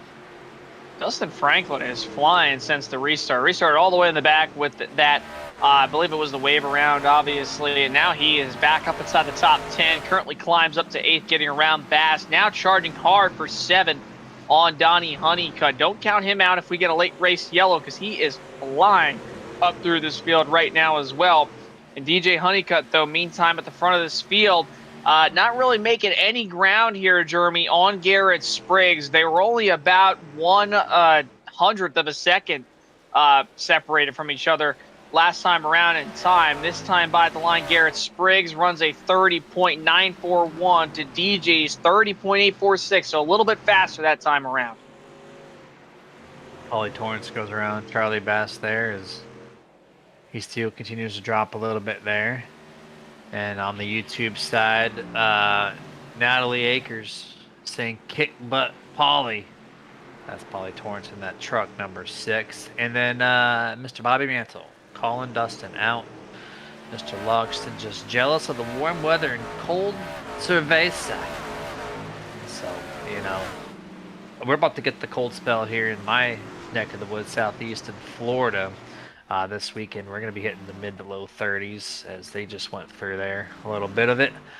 And also, as I was talking there too, the 94 Bass got loose off of turn 4, had to save it, so continuing to drop back to P11 from when he was at 6th on the restart. So down 5 there for the 94. There's the save, good save there. Could have been a lot worse, but he will lose a few spots on that transaction. Yeah, real unfortunate for Charlie there, because he was running really strong on that, coming to that restart, and then even after the restart. But as the laps have kind of winded down, he's been just kind of dropping like a rock. And here comes the number 92, Jonathan Hammond. Haven't talked much about him all night. Even though he started in the 14th spot, he's slowly making his way up towards that top 10. He's just got to pick off a couple more trucks, and he'll be right there, that number 92 machine. And still up at the front of the field, nobody has really been able to make a run at Garrett Spriggs. DJ Honeycutt, he is flirting with that 1.2 to 1.1 deficit. But Jeremy, I don't know, man. Late in the going here, 16 to go. I think it's going to take a huge drop-off with tire wear for Garrett Spriggs to kind of lose that lead to DJ Honeycutt. But we saw it once, that 81 truck, as laps winded down, kind of just fell off the pace, lost some spots, and let the Honeycutts go by. I mean, I'm not too sure what to think here with just 15 to go. Yeah, I'm kind of hopeful for Garrett here. I know that last medium to long run we had, EJ, Garrett, DJ, and Tyler, the top four, had all been neck and neck the entire run from start to finish of it before the caution. So they all kept roughly the same pace. I know they're spaced out now and running their own lines, but I feel like if Garrett can keep that kind of momentum like they did the last long run, he should be in an okay position right now to maintain, but we'll see as these laps continue to wind down. DJ Honeycutt a little bit faster, I do believe, last lap around. The gap between first and second is exactly 1 second. Just under now as they get to turn 3. Keep watch that pylon on the right-hand side of your screen. It's 0.9, going back to 1.0. So we'll have to see if that gap will drop or keep the same, as we now have 13 laps remaining in the second race of the season. I think, Jeremy, this 81 of Spriggs, just kind of his strong suit is getting off the corner, and right there it was not. He got wicked loose off the corner. He's going to lose about a tenth or so to DJ Honeycutt. But DJ, strong entrance, not as much of a good exit as Garrett Spriggs. I think Garrett's kind of got him there when he gets off the corner. So we'll have to see. 12 laps to go this time by. But, I mean, Jeremy, DJ's starting to kind of cut into that lead a little bit. He's finally down into the 0.8 of a second, nearing that 7. I don't know. He might be able to get him. But, again, just like we said last week, one thing to get to a guy, it's another thing to pass him, especially here at Milwaukee. Boy, oh, boy, it's going to be tough to pass him if you get to that 81. Yeah, there's not a severe long run here to be had on this run, so that second groove might not be the way to go. You might have to do the old-fashioned pass here, as he's 0.8 this time. So he did gain just over 1/10 of a second, 11 laps remaining. There he is. He's really strong into turn 1. He gained 1/10 there last time, but he lost it in the center. Went from 0.7 back to 1.0. So he had a great turn 1 again. Lost it into turn 2. He's going to try to make up for it. Heavy braking into 3. And he's going to lose it there on exit just a little bit. So just like that, Spriggs all of a sudden puts himself in a good spot. 10 laps to go. 1 second is the gap. Tell you what, one of the things I'm noticing, the 15 keeps on kind of staying on that bottom side. He'll move up occasionally, but the 81 machine of Garrett Spriggs, he loves to diamond after the center of that corner. You talk about that weird tighter apex through 1 and 2. Well, look at here through 3 and 4. He is really going up and cutting it down. I think that's really hurting the right rear tire, causing him to get so loose off these corners. DJ finally into the 7/10, now make it 6/10 of a second gap. DJ just really diving into the corner, wrapping that bottom perfectly. Jeremy, I think he very well could get there. The dirty air, though, just might as well play a factor like it usually does here with these truck bodies. Garrett Spriggs, though, just getting looser and looser lap after lap with how he cuts off that corner off the exit of 4. Little inconsistency between these two drivers as they went from 0.7 to 1.0, now back to 0.6. This is where the 15's been really strong, and you see it there to 0.45. He's going to lose a little bit there in center, back to 0.6.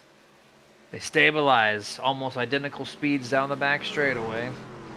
Here's the braking where DJ's been a little stronger, gets his truck a little bit lower, right against that white line compared to Garrett, who's about a half a truck length off of it. Corner exit, 7 laps to go, 0.5 is the gap. I think he very well could get there. This 15 machine, he cut so much time off that number 81 machine on entry. But wow, man, he gets a little bit loose there, gets tight as well on corner exit. Gonna hurt him just a tad bit. I think if DJ can kind of just work that exit a little bit better than Garrett there off 2. He very well could get a major run down the back straightaway. Garrett really starting to lock in now. He's not as loose as he was the last handful of laps coming off turn 4. The gap now just half a second, but look at DJ diving it into the corner. He cuts off nearly 2/10. But man, that 81 just so strong on corner exit. Yeah, DJ's gonna have to change that turn 1 up. He's so strong, but he washed up so far up a whole lane in the center of 1 and 2, and that's where he's losing it. If he can round that corner out a little more consistently like he does in 3 and 4, he might give Garrett a run for his money. But we're gonna have 5 laps to go, 5 miles left here at Milwaukee. 0.4 is the gap between the race leaders right now. Let's see if DJ can back down the corner. Looks like he does not wash up this time, and look at that. He fixed it, and there he is. 0.3 looseness by the 81 as well. So throttle down. This is if DJ can do the same thing next lap with 4 to go. We could be looking at a potential nose to tail or even side by side on the back straightaway. You see off turn number 4. This is probably the closest that DJ Honeycutt has been to Garrett Spriggs all night long here since the last restart. And he is nearly there, nearly runs into the back of the 81. He has to back it down a little bit. Gonna try to rotate. This time now DJ gets really loose on corner exit. That very well could secure the race win for Garrett Spriggs if he can just hold on here, Jeremy, for 3 more laps as they head off turn 4 here. Off of turn 4, 3 laps remaining. Creeping in, 0.3 is the gap. Let's see what turn 1 looks like this time. This is the pivotal corner for DJ. If he can keep it to the bottom, does not do it this time. Great apex, gonna lose just a little bit, but keeps it in that 0.2. Whoever has the better throttle control and exit might come out with a dub on this one here. Turn 3, a little bit wider entrance for the 15 compared to the 81. Gonna lose a 10th because of it. Getting off corner exit. Gets a little good launch there. Nope, has to chase the throttle a little bit. There we go. 2 laps remaining. 0.3 is the gap. DJ needs to attack. Jeremy, I just don't know if he's going to get there. This 81 is just lights out here on corner exit. DJ's just getting too loose on the exit of these corners.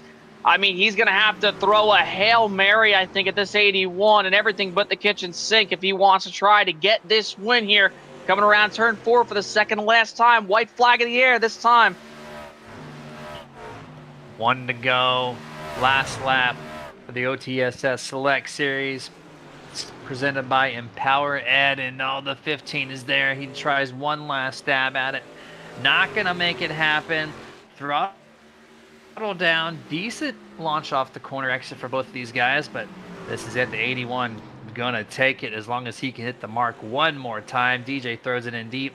Not gonna be there. Tyler closing the gap for 3rd place, but Garrett Spriggs, driving the number 81, is gonna pick up his first checkered flag in race number 2 of the OTSS Select Series, presented by Empower Ed. Congratulations, Mr. Garrett. Yeah, great job there by Garrett Spriggs. Able to hold off DJ Honeycutt. Such a clean battle between these two. And I think DJ there, Jeremy, those last couple laps, he probably could have sent it in. Heck, he probably could have even sent it in on him heading into turn 3 if he wanted to, giving him the bumper. But we've all seen it time and time again here on the sim. When you get into the back bumper somebody, you're not usually just shipping them up the racetrack. You're usually shipping them around and facing the other direction. So heads up driving to both drivers. And Garrett Spriggs, after leading the most laps last week, obviously having the fastest laps too, man, he really proved himself here tonight, and he takes home the win for the Sim Racing Fiends. All right. I'm going to see Garrett do some burnouts here on the front straight of Milwaukee. One of the more difficult ones because the walls are so close. I have a rule. I almost got to call him out here as he does his burnout still. Clear the wall here right in the center of the straightaway. Burn it down, buddy. Good job. Good victory there. And it took that one restart to flip-flop the 15 and the 45 back to 3rd and 4th. And after that, it was lights out for the 81 to just make it happen as he does the wall burnout. And it's our time to go over the unofficial results here for race number 2. Top 10 is going to find Garrett Spriggs, DJ Honeycutt, Tyler Honeycutt, EJ Luna, And Stephen Hayes rounds out the top 5. 6 through 10 is Danny White, Donnie Honeycutt, Polly Torrance, Alex Zirkle, and Dustin Franklin. Jason, you got for 11th on back? 11th on back, you got Charlie Bass there, who somewhat rebounds after a little bit of a mishap there late in the go. And Jonathan Hammond, great drive here in the number 92, finishes 12th. Abram Ghostin, 13th. Mark Sherwood, 14th. Brad Berry comes home 15th. Steven Abased, 16th. Alejandro Khan in 17th. Chris Harrington, Curtis Noble, Nolan Todd there round out the top 20. Tough nights for them. And then 21st to 24th, you have Dave Harrington, Corey Jones, Brad Miner, and Keith Vaughn with, again, another tough night as well, rounding out your 24 truck field. We're going to see how quickly we can get our top 3 in. Last week, it was easy peasy. 1, 2, 3. We got our race winner ready. DJ and Tyler on the docket. I think we can get them all in right here, to be honest. So we're going to jump it right to it, to the post-race show presented by Victory Fuel. Top 3 in the waiting room, and here we go. Cameras on, drivers in. Tyler Honeycutt first on the docket. Tyler, congratulations on a strong run. Started first, finished third. Hey, how's it going, guys? Hey, man, we're doing pretty good up here. For Milwaukee, I thought that was a very fantastic race, especially for the top 4 for the most part. Yourself, DJ, Garrett, and EJ put on a great show. Yeah, it was a lot of fun. Wish I could have won. I just had to do some things while we were racing. Just threw me off the ball there and lost some track position. So that sucks. It's 2 weeks in a row. I feel like I had the truck to beat, and I just can't get it done for one reason or another. But yeah, it was a lot of fun racing those guys. It was really tight battling all race. A lot of long runs. I was hoping to see that last run go green. Because everybody in my chat said they were like 3 laps short. I was like a lap to the good, so I don't know how I got blessed by the racing gods there, but I was hoping to, have a run there so I can win it off the fuel strategy. But I'll take a top 3 after not finishing last week, though. And Tyler, congratulations on finishing P3, man. I was just going to touch on that. Obviously, last week you said that you think you had the fastest truck last week at Charlotte Motor Speedway. I know it was a tough deal between you and Keith Vaughn there. How does it feel to be able to come home P3 despite obviously getting involved in a wreck so early on in the race last week? It feels good.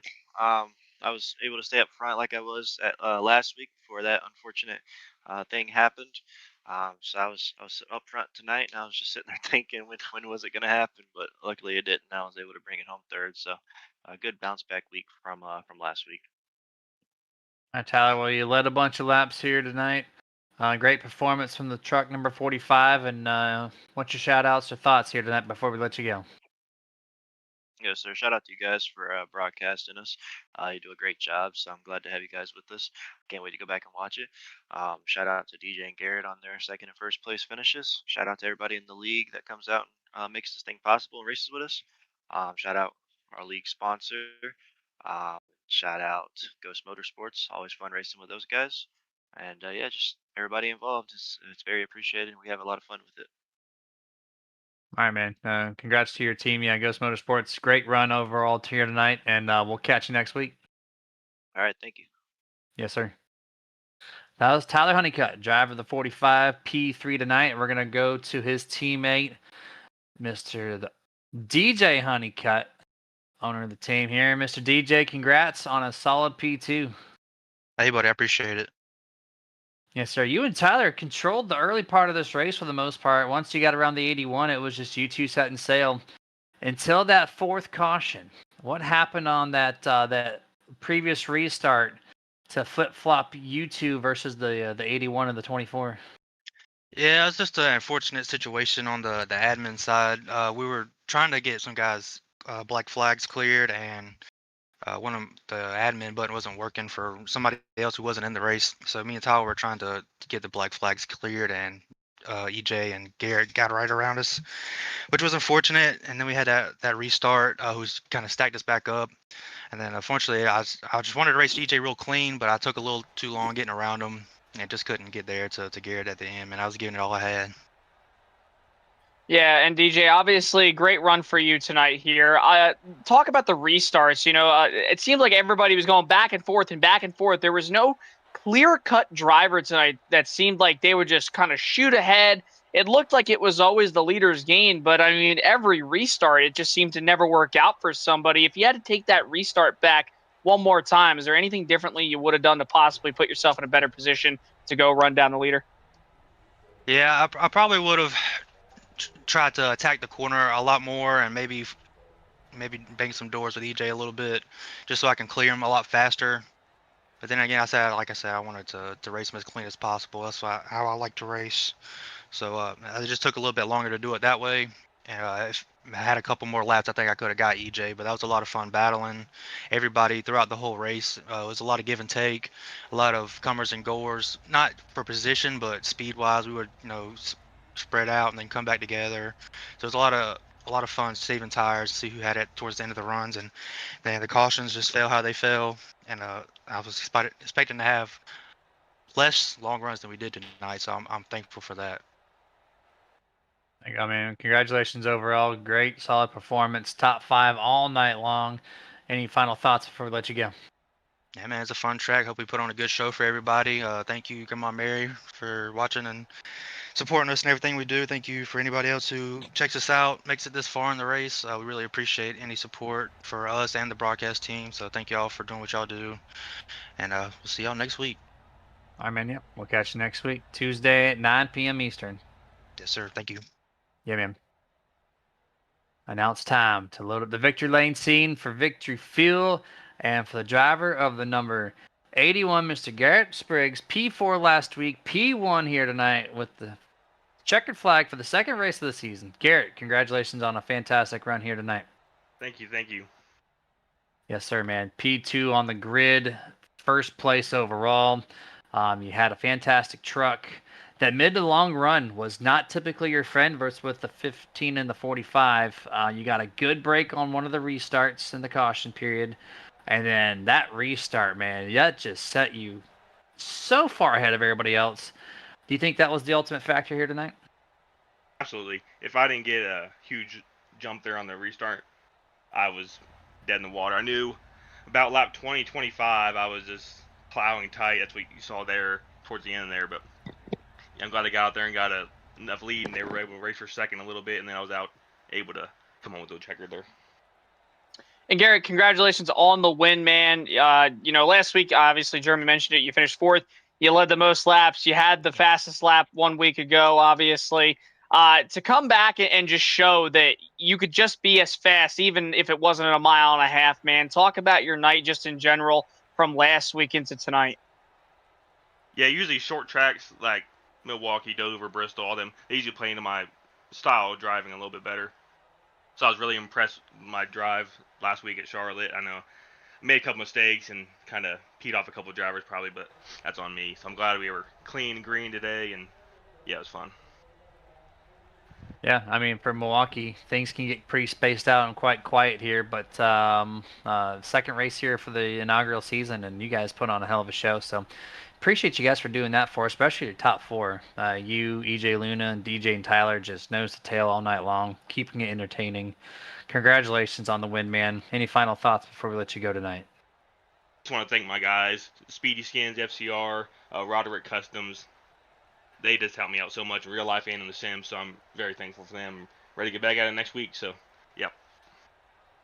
Yes, sir, man. Have a good night, and I'll catch you next Tuesday. Thank you. You guys too. That was Garrett Spriggs, driver of the 81, with the dub here this evening. Jason, what are your thoughts on Milwaukee? Usually I'm not too excited for that, but it's early in the season. I know the momentum's up high. People are excited, and they actually put on a really solid race for this track. Yeah, it was really clean. We had, our battles for the lead that were, very far and few. But when they were battles for the lead, they were usually typically very hard fought. They were clean. They were good. We had some mishaps in the race with some drivers. We had that one massive crash coming off turn number 4. Thankfully, it's just a sim. It's not real life because, boy, oh boy, I can't imagine seeing somebody hit the sand barrels again, like, years ago when it used to be just so bad. But yeah, great race here tonight, the Milwaukee Mile.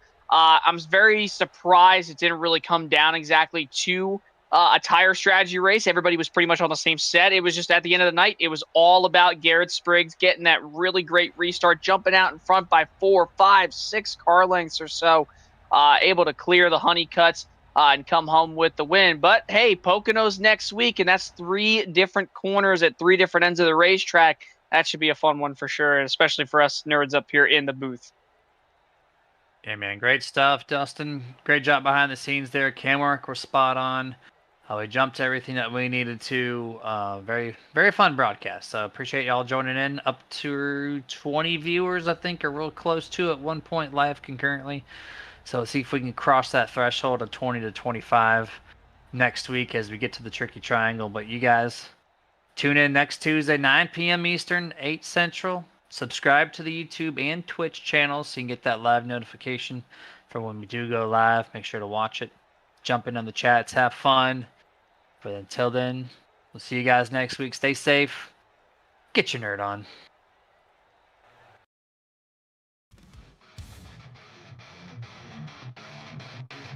Touchscreen and louder to the range. Fuel burns and the glow of the pixel blaze. The rubber moves roll, the fist clenched tight. Your TV lights up the endless night. Fight to fight, we live the speed. Our TV feeds our endless need. Heartbeats round and engines cry. Best broadcast under the virtual sky. Turn the wheel, feel the breakneck roll. Sim racer staring through the thunder soul. Gear shifts crack like a lightning storm. Digital warriors breaking the norm. Turn the wheel, feel the breakneck roll. Sim racer still through the thunder soul. Gear shifts crack like a lightning storm. Digital warriors breaking the norm. Fight to fight, we live the speed. Our TV feeds our endless need. Heartbeats pounding, engines cry. Best broadcast under the virtual sky. Through each hairpin, a battle unfolds. Victory forged in the fire of the bold. Neon dreams fuel the tracks we tear. Their TV shows us who dares to care. Fight to fight, we live the speed. Our TV feeds our endless need. Heartbeats pounding, engines cry. Best broadcast under the virtual sky.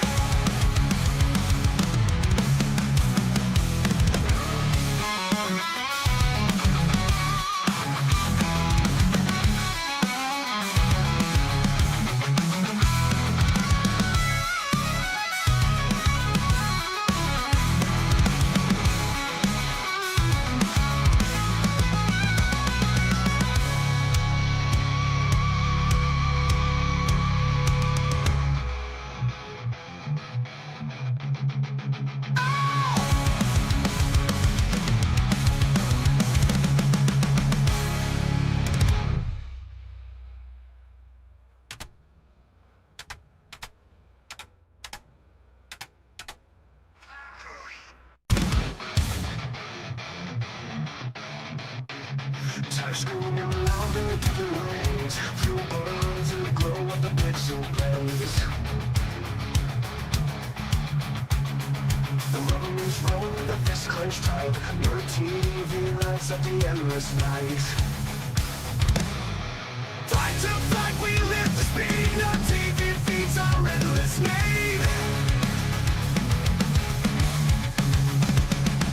Heartbeats pounding, engines cry. Best broadcast under the virtual sky. Turn the wheel, feel the breakneck roll. Sim racer staring through the thunder soul. Gear shifts crack like a lightning